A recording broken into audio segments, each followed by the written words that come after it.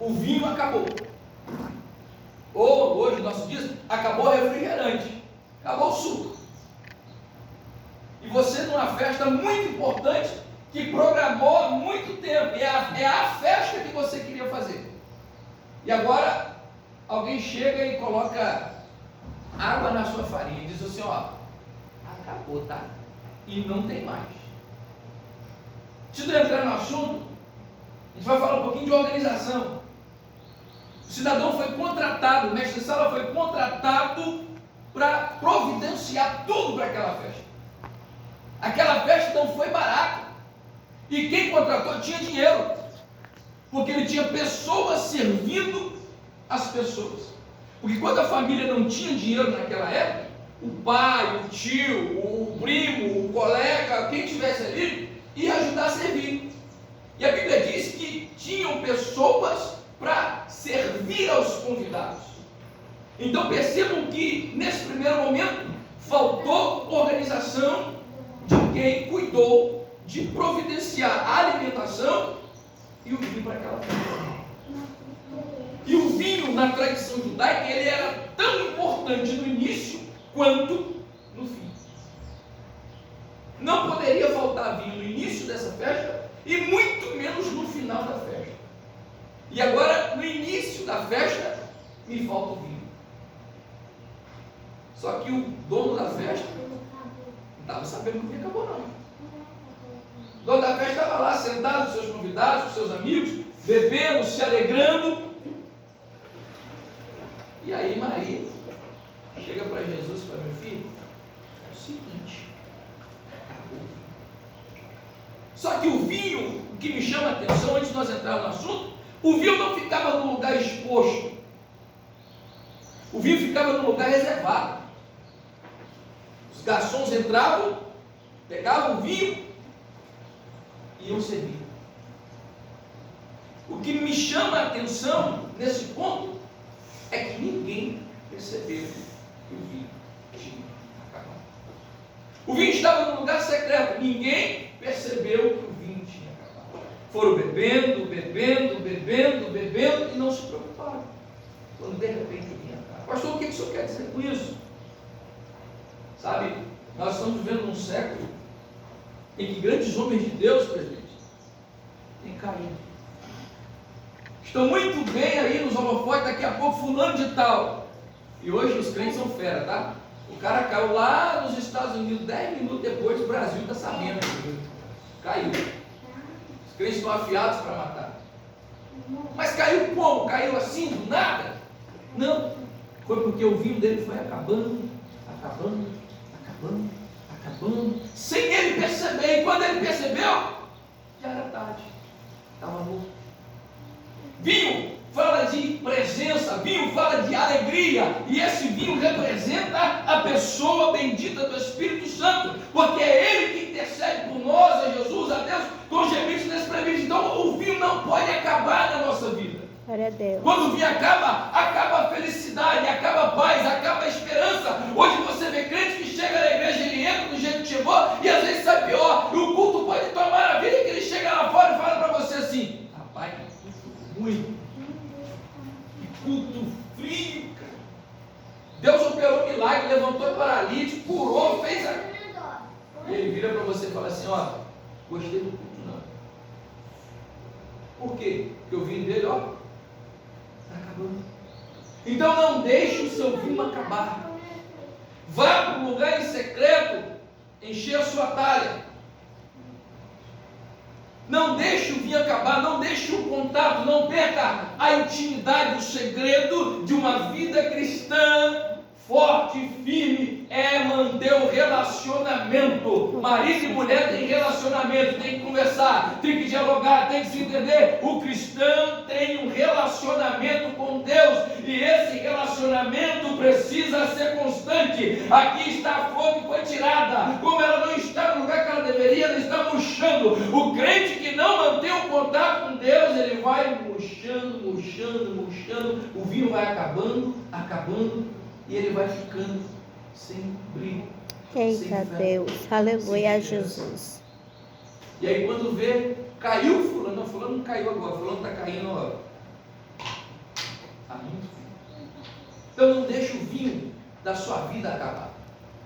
A sua festa tem que ter alegria. A sua festa tem que ter alegria. E para a sua festa ter alegria, tem que ter a presença do Espírito Santo.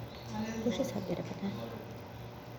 Mantenha a sua talha cheia de vinho, para que você possa, todos os dias, independente da circunstância que você está vivendo, olhar e sorrir, porque você tem vinho, você tem presença de Deus, você tem presença do Espírito Santo. Aleluia, louvado seja Deus. Há uns anos atrás, antes de eu entrar no estudo, a carreta abriu minha cabeça. De bicicleta, a carreta veio. E eu fiquei, quantos anos tem memória? 2 para 3 anos, minha esposa e meus filhos pelejando, cuidando de mim. Mas só que uma coisa interessante, eu saía de casa, fugia de casa, ia para o monte distribuir vinho.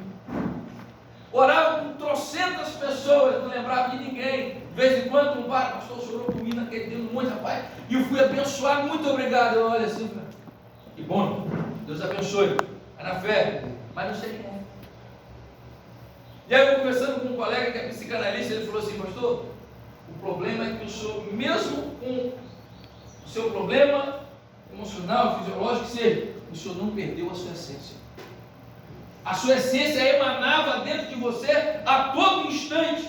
E quando o senhor pensava que não, o senhor estava orando pelo povo, pregando pelo povo. Um dia eu fui parar em Piúma. Diz o pastor Benedito que eu orei com um cunhado traficante e que eu mandei eles tomar vergonha, que eu fiz o apelo, que eles aceitaram Jesus e eu não. Então é a essência. O que você tem dentro de você tem que continuar fluindo. Tem que continuar fluindo. E aí a Bíblia diz que esta palavra tem que ser como fonte de águas vivas que jorram dentro de nós. Porque quando a fonte para de jorrar, o deserto fica seco. Aleluia. A terra fica seca. A terra fica infértil. Não tem como frutificar. Não tem como prosperar. Pois bem, vamos ao nosso assunto. Quero falar sobre as 6 talhas. Prometo que eu não vou falar isso aqui não. Bom, queridos, quando a gente para analisar a história de Caná, alguns teólogos, alguns mestres dizem que foi o primeiro milagre de Jesus. No versículo 11 você vê isso. E é também interpretado por muitos estudantes sendo como o primeiro milagre público.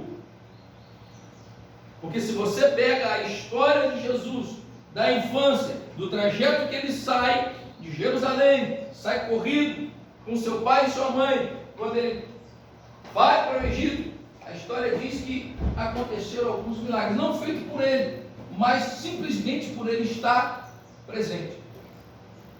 Então, alguns historiadores e alguns teólogos dizem que esse foi o primeiro milagre público de Jesus, o que seria um equívoco, já que vários sinais antecedem a este, porém, em outros lugares, em outras cidades.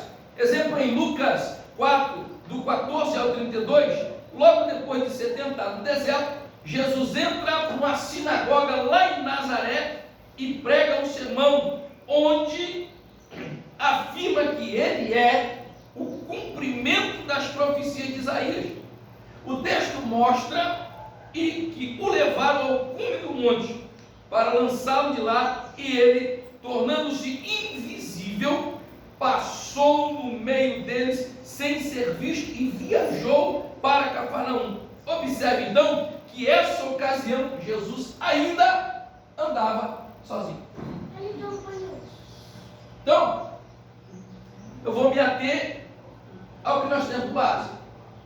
São muitos estudiosos, como aqui com um doutor aqui, que afirmam que esse foi o primeiro milagre visível de Jesus. Mas se formos buscar a fundo, alguns outros mestres dizem que não foi o primeiro milagre visível de Jesus. Então, quando ele chega a Cafarnaum, Jesus prega, amigo, Jesus prega na sinagoga da cidade, expulsa o quê? Um demônio que atrapalhava a sua mensagem, dizendo a todos que Jesus era o Filho de Deus, lá em Lucas 4, 33 ao 36, será aqui que aqueceu, viu?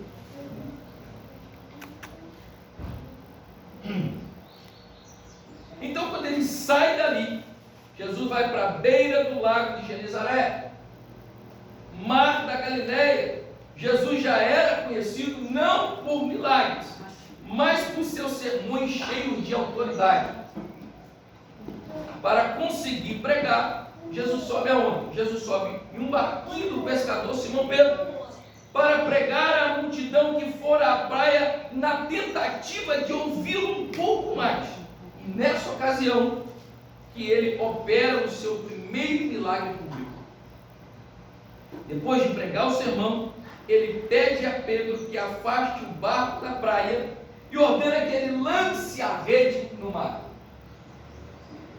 Então, nós temos a questão cronológica. E aí, o presidente está aqui, e entende muito bem isso. Que a Bíblia não foi escrita num tempo cronológico correto. Ó, Gênesis, Êxodo, Vídeo, Números. Então depois que foi juntando, depois teve lá que veio a Septuaginta, etc e tal, e organizou a biblioteca. Então o primeiro milagre público de Jesus foi a grande pesca. Então ele manda lançar a rede, e eles lançaram a rede, e ele opera o seu primeiro milagre público. Depois de pregar o sermão, ele pede Pedro que afaste o barco da praia e ordena que lance a rede no mar. Pedro ainda questiona. Eu imagino Pedro, não, calma aí, eu sou pescador, mas eu nasci pescador, meu pai era pescador, o pai do meu pai era pescador, eu pesquei a noite toda, agora o senhor quer que eu lance a rede? Eu quero parar um pouquinho aqui para trazer isso para nós.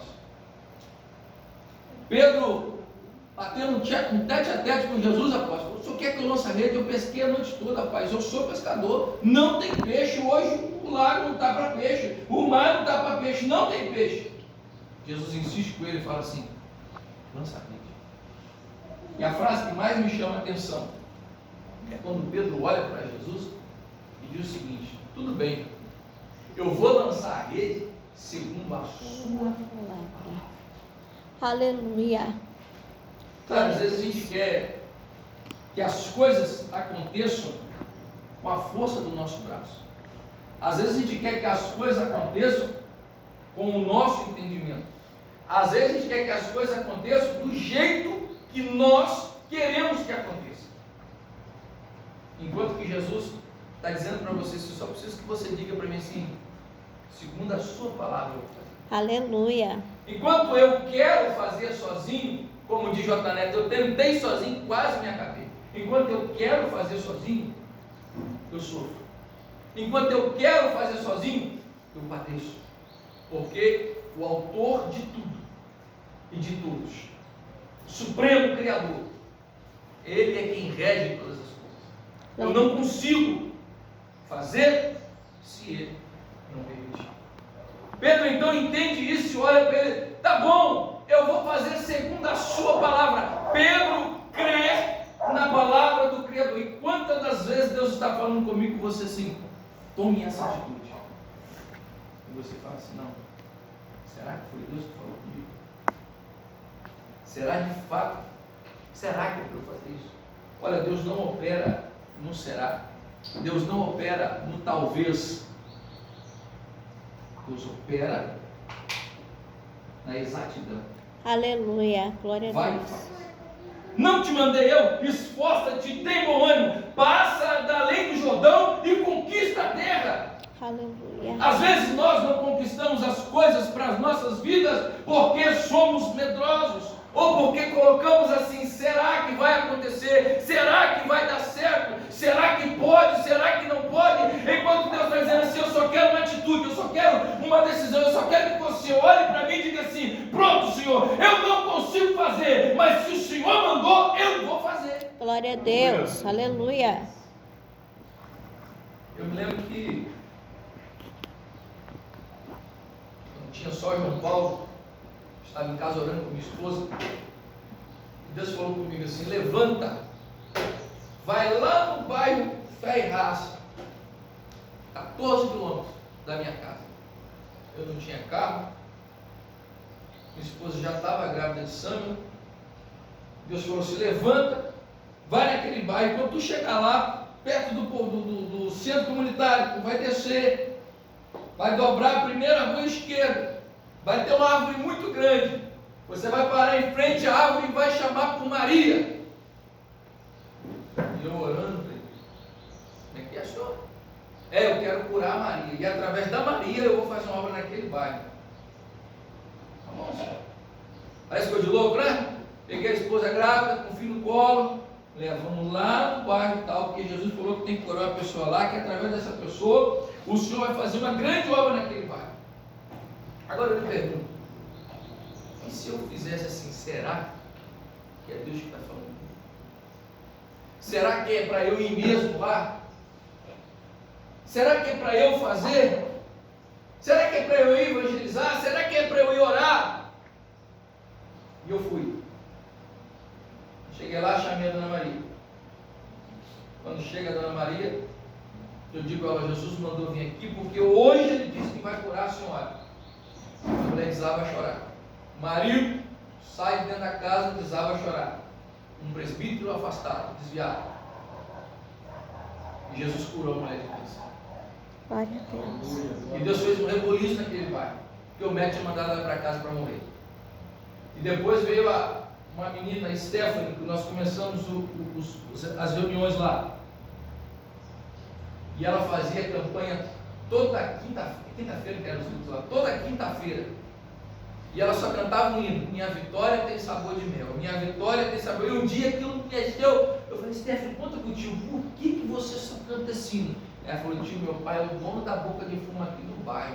E eu estou fazendo a campanha porque eu quero que Jesus salve o meu pai. Aleluia, glória a Sabe Deus. quantos anos essa criança tinha? 7 para 8, né? 7 para 8. E eu comecei a chorar. Eu falei: Jesus, que fé essa criança tem. E no final da campanha, o pai dela chegou no culto, sentou na última cadeira. O colega pregou, e quando nós fizemos o apelo, ele levantou e foi chorando na frente. Eu falei: vem, Stephanie.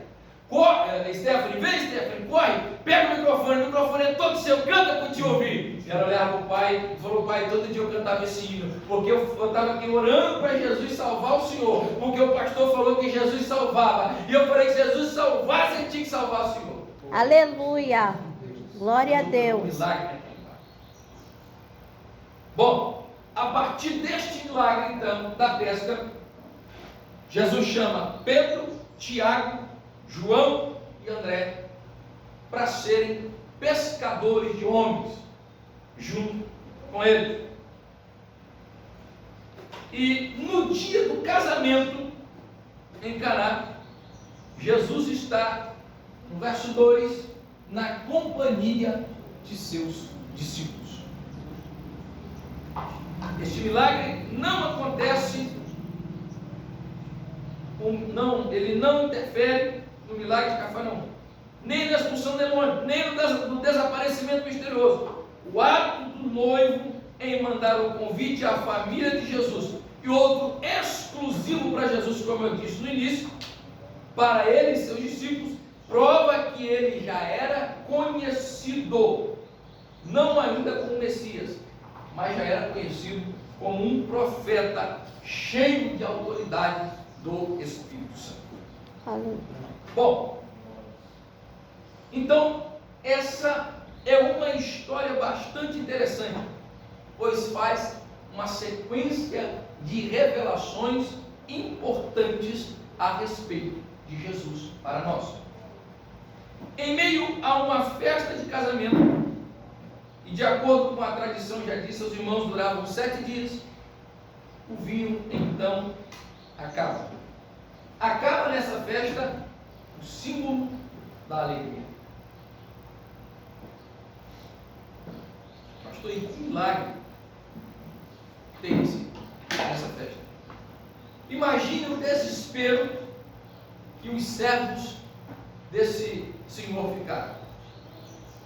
Eles trabalhavam na cozinha e precisavam falar imediatamente com o mestre Salo, o homem responsável pela organização, como eu disse atrás na introdução. E provavelmente a festa teria que parar por ali. Só que alguém tinha contratado um serviço, e esse outro alguém mostrava que o serviço dele agora não era tão eficiente, não era tão completo quanto dizia-se o responsável pelo evento.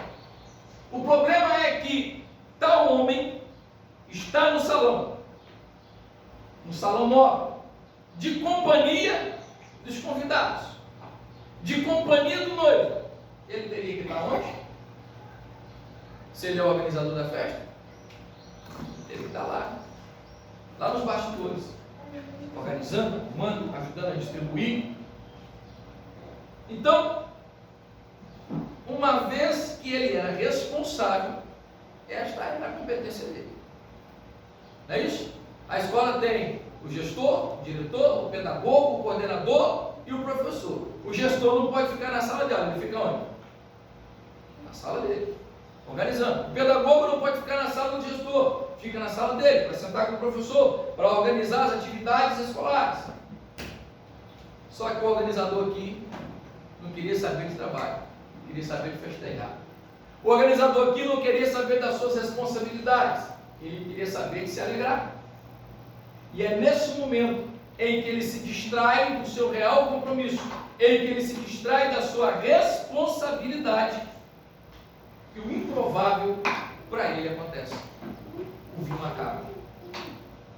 E a coisa era tão séria que aqui acontece o primeiro milagre. Porque se não houvesse multiplicação dos vinhos, aqueles servos poderiam ser mortos. Olha o desespero dos garçons. Olha o desespero daquela turma que estava lá servindo a festa. Nós vamos morrer. A festa vai durar 7 dias. O homem pagou. O que nós vamos arrumar agora? E ele estava lá, portando-se como um convidado qualquer da festa. E o problema lá atrás. Sabe? Às vezes, nós priorizamos muitas coisas. E esquecemos de priorizar o que é mais importante. Nós temos casais aqui. Às vezes nós priorizamos muito a igreja. Pastores, presidentes, obreiros. E não priorizamos a nossa casa. Os filhos crescem. A gente perde a infância dos filhos, não é isso? E a gente se doa. Seu telefone para de tocar? O meu não para. Pastor, ora por mim. Pastor, não sei onde. Pastor, não sei o quê. Pastor, não sei o quê. E aí, o bastidor fica lá abandonado. Família fica abandonada. E as crianças vão crescendo. Sem a presença do que é responsável para manter a ordem. Sem a presença do que é responsável para mostrar o caminho. E aí, a esposa do pastor, coitada. Toda a esposa de pastor, quando chegar no céu, vai ter pelo menos umas 10 coroas. Eita glória. Que as mulheres sofrem. O pastor recebe tudo da igreja, absorve tudo. Chega em casa, bum! Mulher, os filhos, aí todo mundo tem que saber tolerar o pastor, porque o pastor está estressado, porque ele está com muito problema na igreja. É obreiro encravado, é obreiro que não é obreiro, é cobreiro, é obreiro que não é obreiro, é cabrito, é obreiro, aí, meu Deus do céu, aí manda o filho de oração que vai fazer a festa, mas o vestido, a cor do uniforme vai ser vinho, mas a outra quer que seja lilás, a outra quer que seja cor de abóbora, e o cabra chega em casa com a pressão lá em riba, e o que era para ele dar conta, ele não dá conta. Que é a família dele. Não, pastor, mas nós não. O apóstolo São Paulo disse que aquele que não governa bem a sua casa não está apto a governar isso aqui. Aquele que não traz os seus filhos em sujeição, mas é com amor, modéstia, carinho, O mesmo amor que Cristo ama a igreja é o amor que eu devo àquela senhora ali. E a minha prole que ali está. Só que isso se perde. Porque o organizador da festa vai para o seio da igreja. Festejar com a igreja. Cuidar da igreja, que é nossa obrigação também. Tratar da criança, tratar do fulano de tal, tratar do ciclano, tratar do beltrano. Só que a gente esquece o mais importante, que é tratar do bastidor. Tratar da família. Tratar da esposa. Tratar dos filhos. Um dia eu conversando com um pastor, eu falei, rapaz, quanto tempo você não leva a tua senhora para tomar um sorvete e beijar na boca? Ele, que isso, pastor? Eu falei, ué, escovou o dente, meu filho, passou o fio dental, vem cá, mulher. A esposa dele olhou na cara dele, pastor, tem mais de 20 anos que ele me dá um beijo na boca. Eu falei pra cara dele, meu filho, acorda, hein? Acorda, hein? Não, pastor, é que eu estou com 33 igrejas. Eu falei, então, meu filho, você tem quantos obreiros? Aí eu tenho um punhado, então, ó, você faz isso, quer ver só? Moisés estava lá assim, ó, na tenda, ó. A perninha de Moisés fazia assim na cadeira. Jetro chegou e falou, meu filho, você vai fartar. Meu filho, você vai ter um ataque do coração. Você vai morrer, miserável. Não, você vai morrer. Vai. Pelo amor de Deus, rapaz. É uma nação, rapaz. É mais de 1 milhão de pessoas que saiu do Egito para descer, rapaz. Você está louco? Chama aí, meu amigo. Delega funções. Chama os maiorais. E delega funções. Reparte a responsabilidade. Sabe, eu aprendi isso. O dia me ligaram, pastor, sabe, meu irmão, esse dia é da minha família. Mas o senhor ficou chique? Eu falei, não, fiquei chique não. Esse dia eu vou pegar a minha esposa, meus filhos, vou passear, vou lá na beira da praia, sentar na areia, olhar o mar, ver o vento bater na minha cara, olhar o peixe que pula lá. É o dia da minha família. Acabou. Mas não, hoje é o dia que eu vou sair com a minha esposa. O filho vai não, é eu e a esposa. Sabe por quê? Estou dando assunto, fugir não. A gente comete um erro muito grande. Quando eu apresentei minha esposa para vocês, eu falei que ela era o quê? Minha? Namorada. Minha? Namorada. Minha namorada. Grande erro dos casais é que eles casam e deixam de namorar. Deixam de ser, como dizem em espanhol, namorados. Deixam de ser namorados. Não, pastor, deixam não, deixam sim. Porque quando você era namorado, você sentava e tinha tempo para? Não, conversar. Daqui a pouco. Você é parente do meu filho. Daqui a pouco. Filhão, papai te ama, tá? Tinha tempo para conversar. É ou não é? Você quer ver que tinha? Quando você era namorado, eu duvido que você não falava. Como é que é o nome da patroa? Marta. Duvido que você não falava com a Marta assim, Marta. Olha, Marta, que noite bonita. Ela olhar. É, amor, a lua está tão bonita. Você olhar para galantear. Marta, se eu pudesse, eu laçava essa lua e dava ela para você junto com a constelação de Órion. Era galanteador? Conta para nós. Mas continua? Parabéns.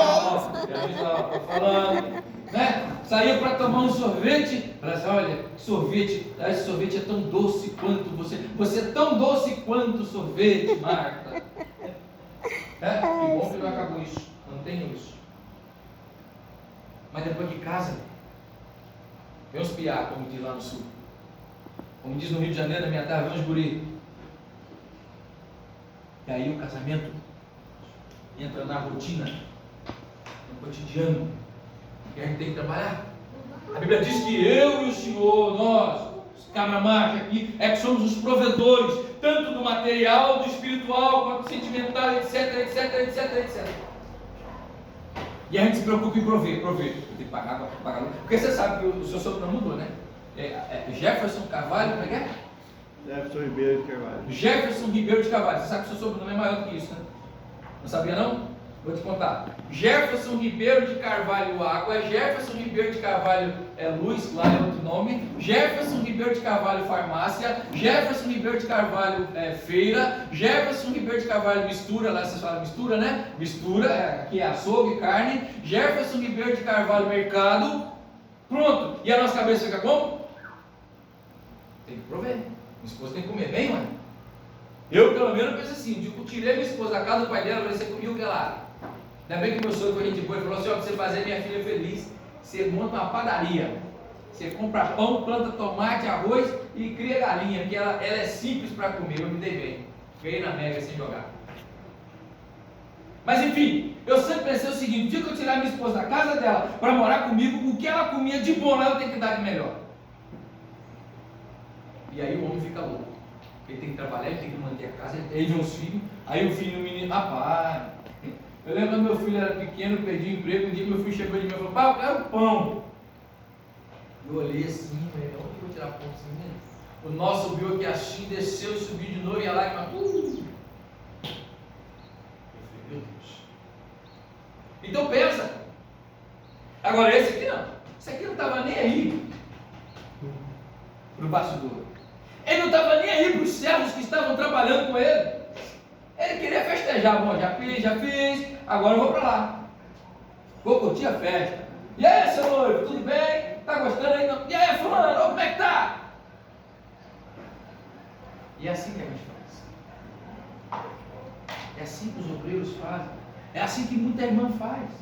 Em Cachoeiro, tive o exemplo da irmã que ciclo de oração, é culto das 3 horas, culto das 4 horas, culto na casa de fulano, culto na casa de ciclano, culto na casa de Beltrano, culto na casa de fulano. Um dia falaram para ela assim, irmã fulano, eu vi seu filho lá na boca de fumo. Não, meu filho não. Quando a pessoa que estava tomando uns tiros, correndo aqui, correndo ali. E aí a gente ouve aquela frase assim, ah lá, o filho de crente, ah lá, o filho de pastor, ah lá, o filho da mulher de oração. Aí a gente quer culpar quem? A gente faz igual Adão e Eva, né? O senhor chega de tardezinha no jardim, Adão sai de trás da moita. E aí, senhor? Pai, eu estou escondido aqui que eu estou nu, senhor. Mas quem foi que você está nu? Adão rapidinho dá um jeito de jogar comigo quem? Em Deus. Ó, a mulher que o senhor me deu, tipo assim, não te pedi, tá? O senhor que me deu a mulher. Eu não te pedi ela, o senhor que me deu. A mulher que o senhor me deu de comer do fruto. Aí o senhor dá aquela encarada na Eva. A Eva falou, não, senhor, peraí. A serpente que o senhor colocou aqui foi que me ludibriou, foi que me enganou. O efeito cascata, sabe? A gente tenta culpar a Deus pelos nossos fracassos. A gente tenta culpar a Deus pelos nossos desastres, enquanto nós é que somos displicentes. Nós é que somos relaxados. Nós é que somos irresponsáveis. Foi o que esse mestre de sala aqui fez. Ele foi contratado para dar a festa da vida do rapaz, porque casamento é a festa da vida, não é isso? Cara, vou casar, não, vou dar a festa, vou dar a festa. Ele foi contratado para dar a festa e foi incompetente, sabe? Deus chamou para que a sua casa seja lugar de festa. Aleluia, Jesus. Deus chamou para que no seu lar seja um local de alegria, um local de festa. Eu fico feliz em receber os convidados na minha casa. O meu sogro é um, ele chega lá, senta no sofá assim, aí daqui a pouco ele fala assim, rapaz, é tão bom vir na sua casa. Eu pergunto, porque rapaz, eu chego aqui, eu sinto uma paz, uma alegria. Festa, presença, festa. Deus quer que a nossa vida seja uma vida de festa. Não, pastor, o senhor está mentindo, não estou não. E se tu quiseres, comereis o melhor dessa terra. O melhor de Deus na terra é para nós que somos filhos e filhas, servos e servas do Senhor. Agora, o que eu e você temos feito para receber o melhor de Deus? Aleluia, meu Deus. Existe um ponto de partida lá no livro de Deuteronômio. E será que se atentamente ouvir o Senhor teu Deus, tendo cuidado de guardar todos os teus mandamentos que o Senhor teu Deus te ordena, o Senhor teu Deus te exaltará sobre todas as nações onde você passar, e tu serás bendito aonde? No campo. O campo fala de trabalho. Eu aposto, a gente fica disputando, né? Nós passamos um bom tempo doente. Mas Deus nunca deixou faltar nada, deixou? Aleluia. Louvado seja Deus. Por quê? Porque nós decidimos o quê? Obedecer. obedecer, quer ver o texto dos meus filhos? Obedecer é pronto, melhor do que sacrificar. Lá em casa eu faço assim, ó. Obedecer é melhor que sacrificar, pai, pronto. Já entenderam o recado. Só que nós não conseguimos entender isso. Assim como tu é pai, eu sou pai, nós somos pais aqui e queremos o melhor para os nossos filhos, Deus, o nosso Pai Celestial, quer o melhor para nós. Aleluia. Agora, nós atrapalhamos a bênção de Deus chegar até a nossa vida.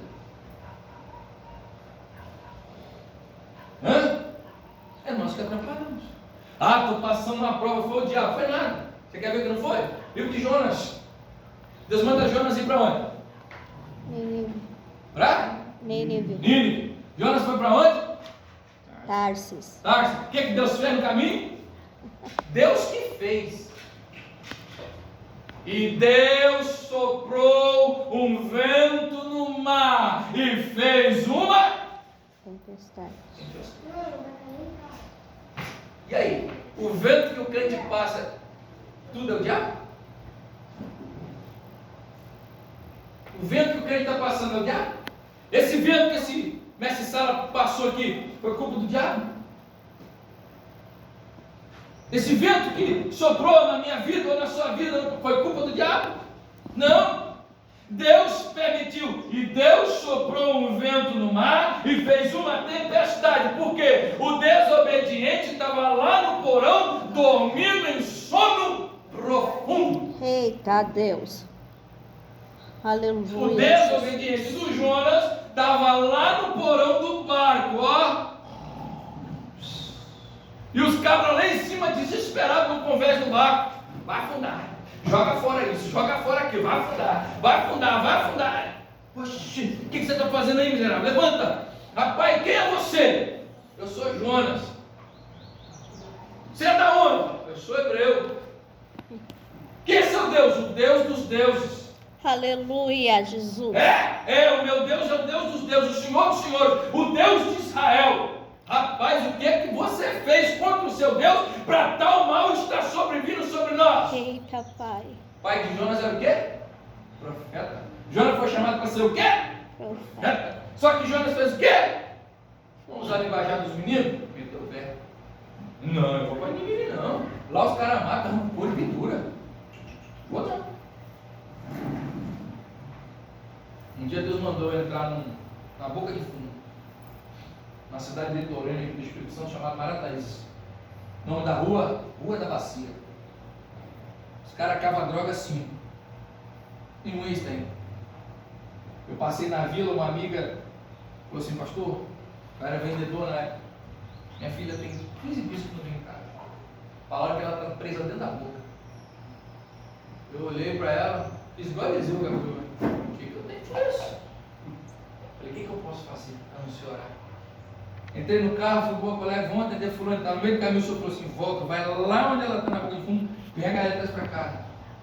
Falei, meu colega, rapaz, eu vou não. Por quê? Deus mandou ir lá na boca de fundo buscar a menina. E aí? Falei, eu vou lá. Eu vou não. Falei, então deixa o carro que eu vou sozinho.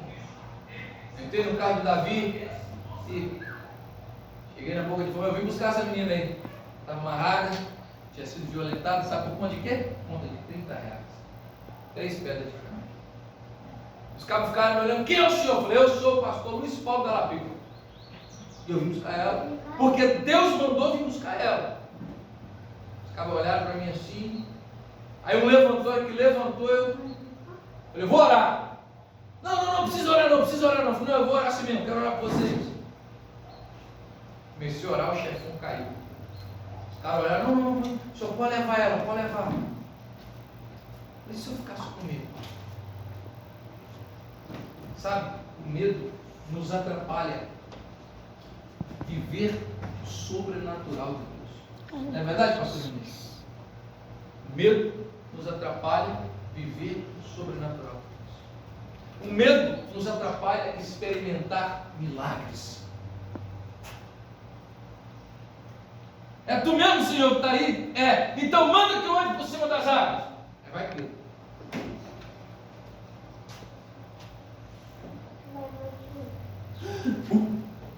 Medo. Olhou para trás. Mas é eu mesmo que estou andando em cima da água? Imagine se Moisés tivesse medo na hora que o Senhor falou assim, toca nas águas. Teve um medinho ali, ele olhou assim e falou assim, ô Senhor, o que você quer, moço? Por que você está me chamando? O que você tem na mão, cajado? Toca nas águas.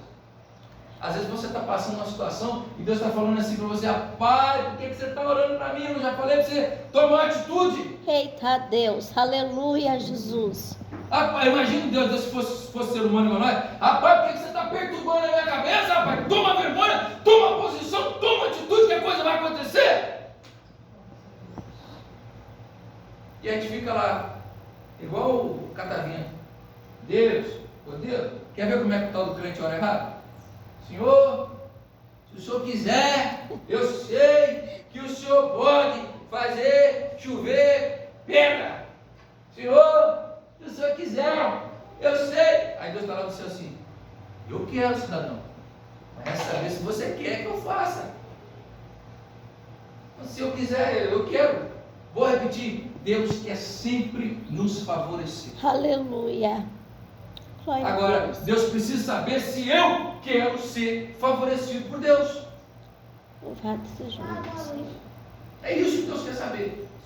Deus está pronto para operar o milagre na minha vida, mas Deus quer saber se eu estou pronto para receber o milagre na minha vida. Glória a Deus, aleluia. Entre Deus querer operar o milagre na minha vida e eu estar pronto para receber o milagre na minha vida, são duas coisas distintas, diferentes uma da outra.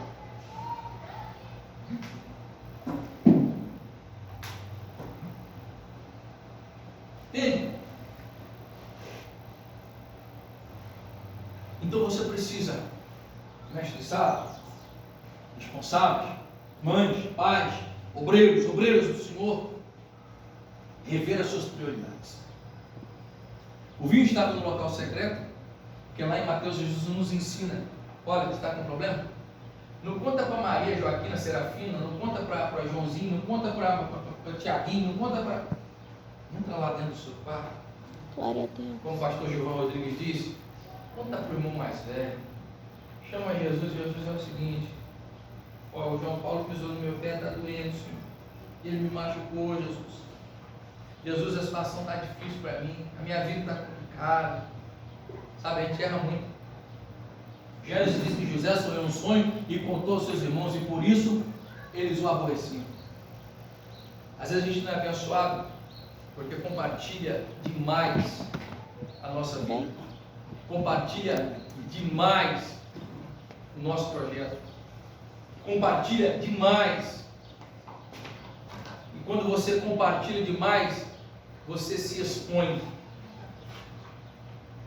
E aí existe a arma do incompetente, que é a inveja. É aquele cara que fala assim, nossa, mas a apóstola Eliane quer fazer isso. Ai, mas bem que eu podia fazer também, né? E a Bíblia diz que a inveja é pecado de feitiçaria. Misericórdia, Jesus. Então cuidado que você compartilha. Bom, Maria, porém, então, portando-se como uma dona de casa responsável, assume a responsabilidade que deveria ser do mestre Sala. Vou dar mais um time aqui. Tudo bem? Tudo bem lá? Show! Maria, então, como uma dona de casa, olha o texto, olha o que eu escrevi. Maria, como uma dona de casa responsável, assume a obrigação que deveria ser do mestre Sala. Está indo vendo aí? Tá? Tá bom. Está com o farol meio embaixo. Então vamos lá. Por que Maria assumiu a responsabilidade do mestre Sala? A palavra não só, porque ele era responsável. Aí hoje em dia tem uma pastorzada por aí que quer bater no ministério feminino, né? Desce a lenha nas pastoras, mas desce a mamona. Mas eles não têm responsabilidade para assumir o que é para eles assumir, a mulherada está assumindo. E eu dou glória a Deus. Vai, você quer água?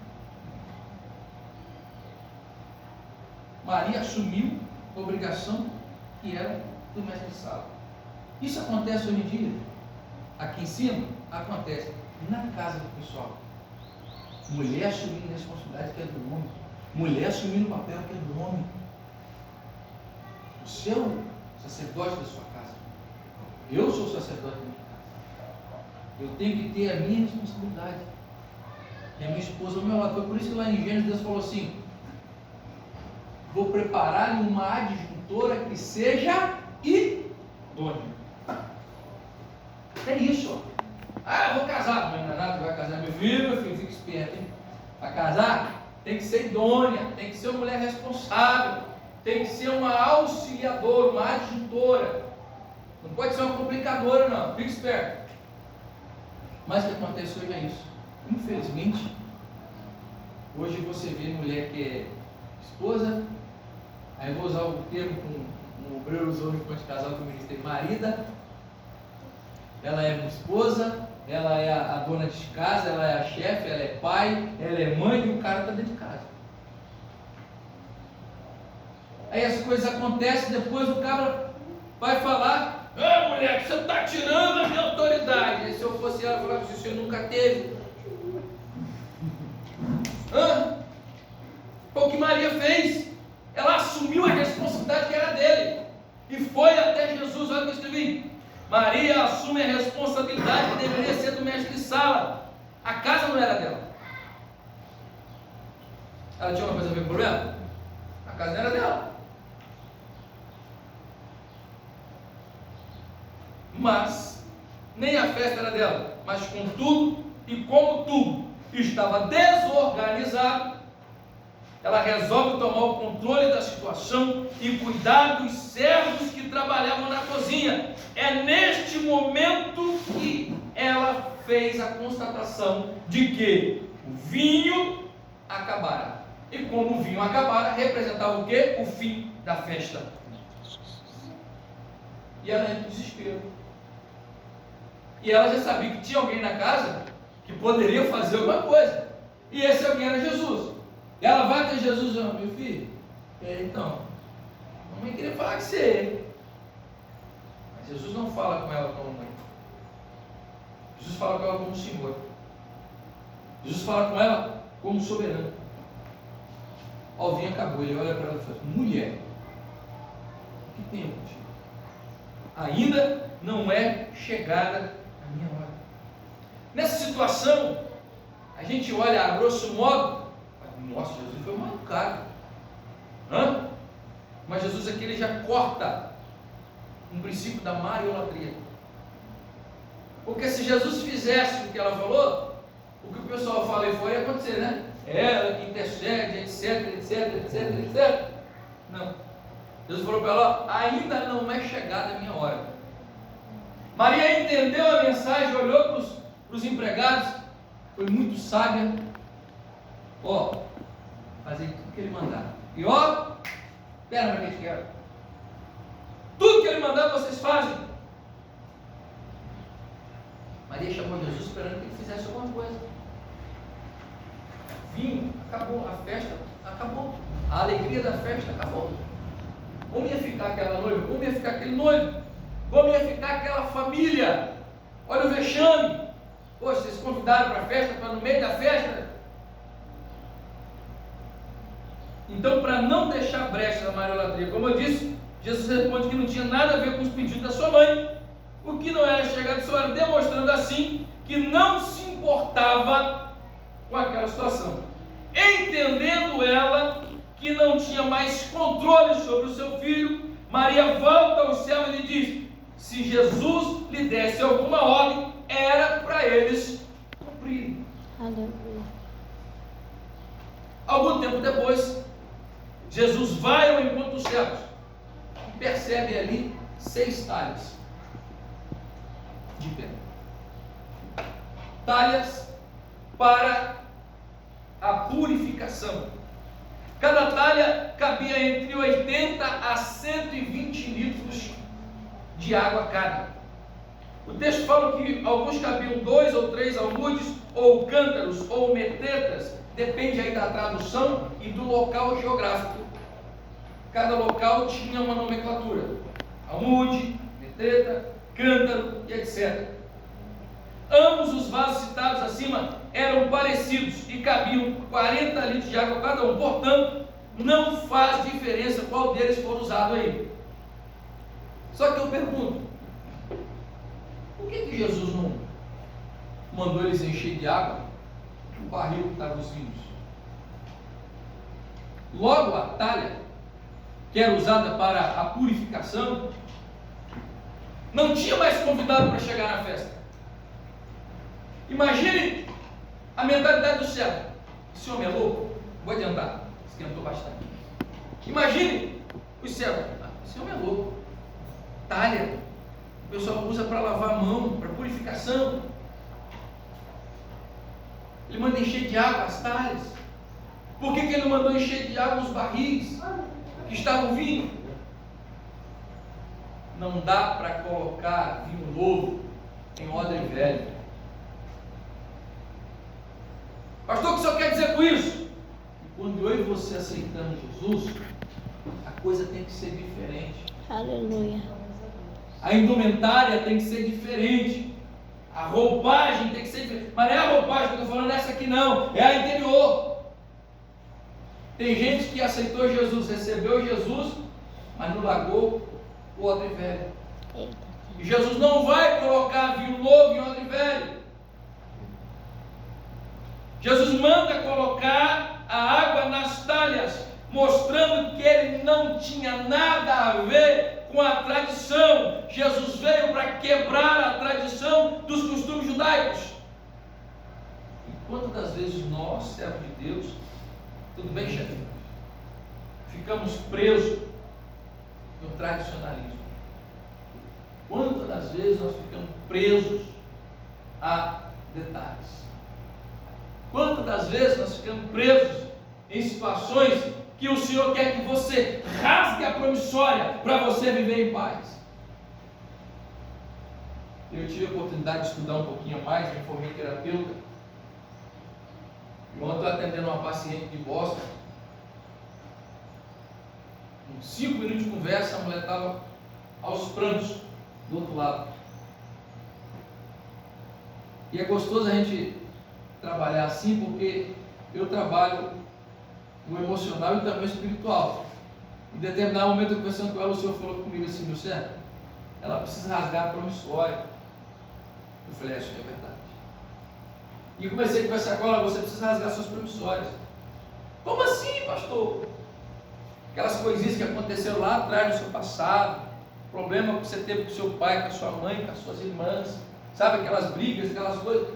Você traz isso dentro de você. Então, sabe o que a gente aprende com isso? Perdão traz paz. Aleluia. Perdão traz vida.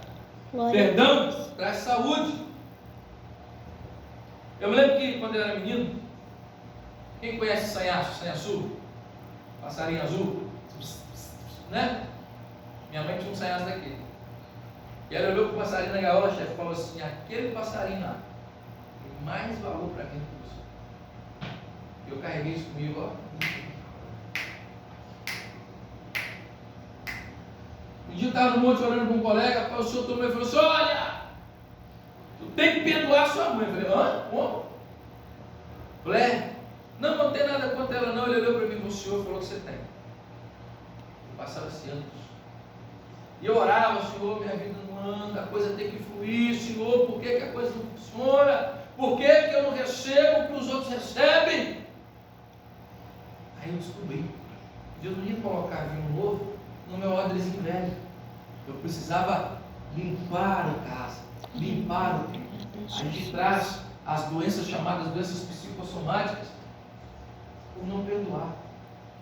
Tem gente morrendo de câncer, tem gente morrendo de pressão alta, tem gente morrendo de problema de ansiedade, tem gente morrendo de transtorno não sei do que, tem gente morrendo, tudo porque não é capaz de perdoar, não é capaz de rasgar a promissória. Talha. Jesus não colocou o vinho no barril, mas colocou na talha, mostrando que ele veio mudar a tradição. Jesus é o maior revolucionário que eu conheci em toda a história da humanidade. porque ele vai na contramão de tudo que os homens faziam. E nós aceitamos ele e não queremos andar também na contramão. Um dia, conversando com os obreiros no campo de futebol, numa mata, onde a gente orava, o outro pastor falou assim: o texto diz que deu um tapa no seu rosto. Ele faz o quê? O obreiro mais novo virou e falou: não, Jesus mandou eu virar outro. Eu falei: não, eu levanto e vou embora. E aí eu sentei e fui trabalhar esse texto com os irmãos. Quando eles conseguiram entender, ambos começaram a chorar e falaram: pastor, eu preciso ir embora. Por quê? Tem 10 anos que eu não falo com meu pai. Está no altar pregando, uma salvação. O outro falou: eu preciso ir embora. Por quê?